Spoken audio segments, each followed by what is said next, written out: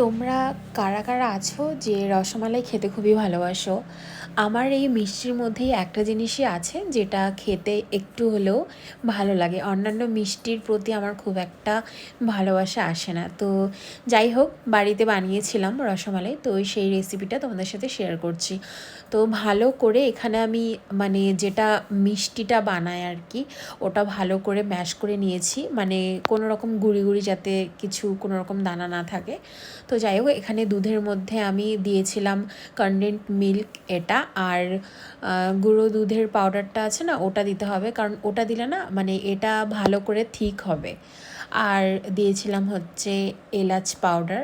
তো সব কিছু দিয়ে দেওয়ার পর, আর এটা না হাই ফ্লেমে করতে হবে, মানে অনেক সময় কি হয়, গ্যাসের আঁচটা কমিয়ে দিয়ে অনেকে করে, কিন্তু হাই ফ্লেমে দিলে কি হবে, দুধটা ভালো করে ঠিক হয়ে আসবে।